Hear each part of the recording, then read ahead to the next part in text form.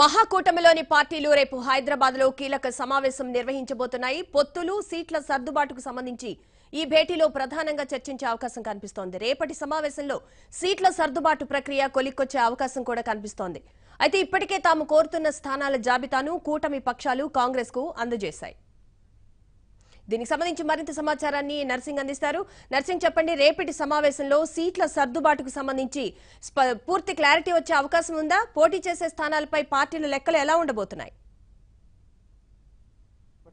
ఎన్నికల షెడ్యూల్ విడుదలైనటువంటి నేపథ్యంలో ఇక పొత్తులు, సీట్ల సర్దుబాటు పైన ఏదో ఒకటి తేల్చుకొని ఇక జనాల్లోకి వెళ్ళాలి అనేటువంటి అభిప్రాయంతో మహాకూటమి పక్షాలన్నీ కూడా ఉన్నాయి. ఇప్పటికే పార్టీలన్నీ కూడా టీఆర్ఎస్ పార్టీ అయితే 105 స్థానాలకు అభ్యర్థులను ప్రకటించింది. కేసీఆర్ జిల్లాకు ఒక బహిరంగ సభను నిర్వహిస్తూ జనాల్లోకి విస్తృతంగా వెళ్తున్నారు. సో ఈ నేపథ్యంలో టీజేఎస్ పార్టీ కావచ్చు, కాంగ్రెస్ పార్టీ కావచ్చు ఎన్నికల ప్రచారాన్ని ఇప్పటికే ప్రారంభించాయి. కాంగ్రెస్ ప్రధాన ప్రతిపక్షం కాంగ్రెస్ పార్టీ జోగులాంబ ఆలయం నుంచి ఎన్నికల ప్రచారాన్ని ప్రారంభించింది. ఇక రేపు 10వ తేదీ నుంచి దాదాపుగా వచ్చే నెల 2వ తేదీ వరకు 54 చోట్ల సభలకి ప్లాన్ చేసింది. విస్తృతంగా ప్రచారం నిర్వహించడానికి ప్రణాళికల్ని కూడా సిద్ధం చేసుకుంది. అటు టీజేఎస్ కూడా ఇప్పటికే జిల్లాల వారీగా సభలు నిర్వహిస్తుంది. ఇక మహాకూటంలో భాగస్వామ్య పక్షంగా ఉన్నటువంటి సిపిఐ కూడా ఇప్పటికే కొత్తగూడెం నుండి ఎన్నికల ప్రచారాన్ని ప్రారంభించినటువంటి పరిస్థితి అయితే ఉంది. అయితే ఎవరికి వారుగా ఎమ్నే తీరా అన్నట్లుగా భాగస్వామ్య పక్షాలన్నీ కూడా మహాకూటమిగా ప్రచారాన్ని అయితే చేస్తున్నాయి. అటు టీజేఎస్ ప్రచారం చేస్తుంది, కాంగ్రెస్ ప్రచారం చేస్తుంది. కానీ సీట్ల పొత్తులు, అదేవిధంగా సీట్ల సర్దుబాటు మాత్రము ఎక్కడ వేసిన గొంగలి అక్కడే అన్న చందంగా ఉంది. సో ఒకవైపు టీఆర్ఎస్ పార్టీ అభ్యర్థుల్ని ప్రకటించుకొని ఈ పలానా అభ్యర్థికి ఓటేయాలనేటువంటి విషయంతో బలంగా ప్రజల్లోకి వెళ్తున్నటువంటి క్రమంలో ఈ పార్టీలు, మహాకూటంలోని పార్టీలు మాత్రము ఎవరికి వారుగా ప్రచారాలని చేస్తున్నటువంటి నేపథ్యంలో అది కొంత నష్టాన్ని చేస్తుంది అనేటువంటి అభిప్రాయానికి మహాకూటమి భాగస్వామ్య పక్షాలు వచ్చాయి. సో ఈ నేపథ్యంలోనే తొందరగా దీన్ని తేల్చుకోవాలని చెప్పి ప్రధానంగా కాంగ్రెస్ పార్టీ భావిస్తుంది. మొన్న నిర్వహించినటువంటి గోల్కొండ రిసార్ట్స్లో నిర్వహించినటువంటి ఎన్నికల సంఘం సమావేశంలో కూడా ఇదే అంశం పైన చర్చించాయి.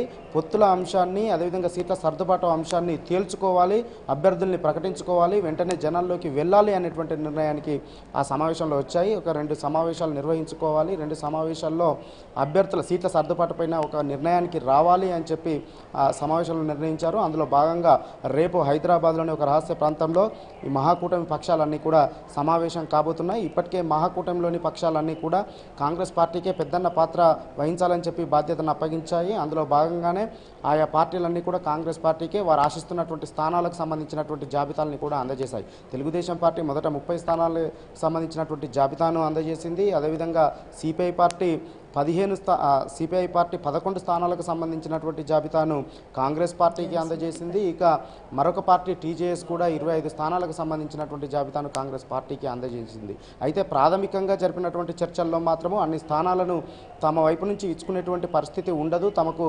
బలమైనటువంటి అభ్యర్థులు ఉన్నారు వివిధ స్థానాల్లో అనేటువంటి అభిప్రాయాన్ని కాంగ్రెస్ పార్టీ ఆయా భాగస్వామ్య పక్షాలకు చెప్పడం జరిగింది. సో ఈ నేపథ్యంలో ఫైనల్గా ఇప్పుడు ప్రస్తుతానికైతే తెలుగుదేశం పార్టీ 15 స్థానాలకు తగ్గకుండా తీసుకోవాలనేటువంటి ఉద్దేశంతో ఉంది. ఇటు సిపిఐ పార్టీ కూడా గత ఎన్నికల్లో పోటీ చేసినటువంటి, గత సార్వత్రిక ఎన్నికల్లో పొత్తుల్లో భాగంగా పోటీ చేసినటువంటి 7 స్థానాలకు తగ్గకుండా తమకు స్థానాలు ఇవ్వాలని చెప్పి సిపిఐ పార్టీ కోరుతుంది. అదేవిధంగా టీజేఎస్ కూడా తమకు 15 స్థానాలకు తగ్గకుండా ఇవ్వాలనేటువంటి అభిప్రాయంతో టీజేఎస్ ఉంది. ఒకవైపు పట్టువిడుపులతో వెళ్లాలని కోరుతూనే తాము గెలిచేటువంటి అవకాశాలు ఉన్నటువంటి ఈ స్థానాలను ఇవ్వాలని చెప్పి ప్రతిపాదనలను పంపించాయి. అయితే దీనిపైన రేపటి సమావేశంలో చర్చించనున్నారు. మొత్తంగా దీనిపైన ఒక క్లియర్ కట్గా ఒక నిర్ణయానికి రావాలనేటువంటి అభిప్రాయంతో అయితే కాంగ్రెస్ పార్టీ ఉంది. ఆలస్యం చేసినట్లయితే మళ్ళీ అభ్యర్థుల్ని ఎంపిక చేసుకోవాల్సి ఉంటుంది.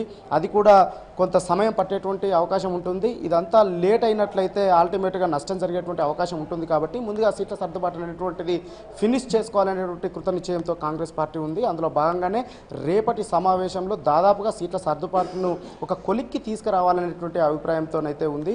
దాదాపుగా ఇప్పటికే తెలుగుదేశం పార్టీకి ఇవ్వదలుచుకున్నటువంటి సుమారుగా 8 నుంచి 9 స్థానాలపైన ఒక ఏకాభిప్రాయానికి 2 పార్టీలు వచ్చినట్లుగా మనకు అంతర్గత సమాచారం అందుతుంది. మరొక 5-6 స్థానాల్లోనే కొంత ప్రతిష్టంభన నెలకొంది. అది గ్రేటర్ హైదరాబాదు పరిసర ప్రాంతాలకు సంబంధించినటువంటి దానిపైనే కొంత ప్రతిష్టంభన నెలకొన్నటువంటి పరిస్థితి ఉంది. సో అదేవిధంగా సిపిఐకి సంబంధించినటువంటి విషయాల్లో ఒక 3 స్థానాల్లో మాత్రము కొంత సానుకూలంగా ఒక కొలిక్కి వచ్చినటువంటి పరిస్థితి ఉంది, ఒక ఏకాభిప్రాయానికి వచ్చినటువంటి పరిస్థితి ఉంది. ఇక మిగతా 6 స్థానాల్లో మాత్రము ప్రతిష్టంభన నెలకొని ఉంది. ముఖ్యంగా ఖమ్మం జిల్లాకు సంబంధించినటువంటి స్థానాలపైన ఇప్పటికే కాంగ్రెస్ పార్టీకి సంబంధించినటువంటి నేతలు గత సార్వత్రిక ఎన్నికల్లో సిపిఐ పార్టీ అక్కడ 3 స్థానాల్లో పోటీ చేసి 3 స్థానాల్లో కూడా డిపాజిట్లు కోల్పోయినటువంటి నేపథ్యంలో ఆ 3 స్థానాలను వదులుకోవడం వల్ల మహాకూటమి లక్ష్యం ఏదైతే ఉందో అది నెరవేరదు.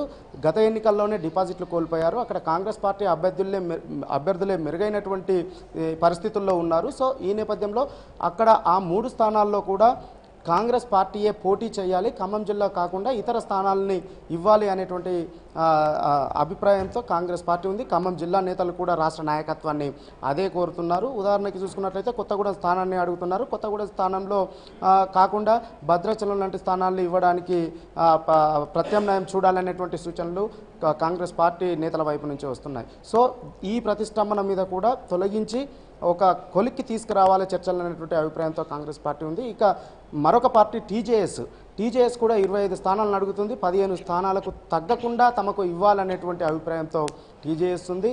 సో ఇక్కడ మాత్రము కొంత ప్రతిష్టంభన నెలకొనేటువంటి అవకాశాలు ఉన్నాయి. అయితే ఇక్కడ సీట్ల సర్దుబాటు ఏ విధంగా చేస్తారు, టీజేఎస్ను ఎలా ఒప్పిస్తారు, ఎలా మెప్పిస్తారు అనేటువంటిది మాత్రము కొంత తలనొప్పిగా మారేటువంటి పరిస్థితులు కనిపిస్తున్నాయి. కనీసం 15 స్థానాలు తగ్గకుండా ఇవ్వాలని టీజేఎస్ పట్టుబడుతుంది.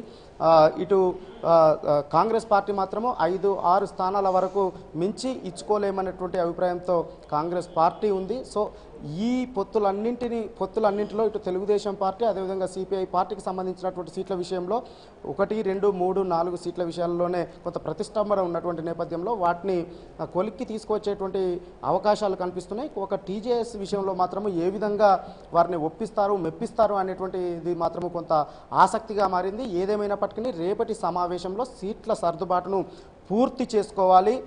1-2 స్థానాలపైన ఏదైనా ప్రతిష్టంభన నెలకొంటే మరొక మారు సమావేశం కావాలి. మొత్తంగా 10-11వ తేదీలోపే ఈ సీట్ల సర్దుబాటును ప్రక్రియను పూర్తి చేసుకోవాలి. 14వ తేదీలోపు కాంగ్రెస్ పార్టీ తాము చేయబోయేటువంటి స్థానాలకు సంబంధించి అభ్యర్థులను కూడా ఎంపిక చేసుకోవాలి. 14 లేదా 15వ తేదీ లోపలనే అభ్యర్థుల జాబితాలని కూడా తాము పోటీ చేసేటువంటి అన్ని స్థానాలకు అభ్యర్థుల జాబితాను కూడా విడుదల చేసి ఇక జనాల్లోకి వెళ్ళాలి అనేటువంటి అభిప్రాయంతో కాంగ్రెస్ పార్టీ ఉంది. Okay, thank you Nancy.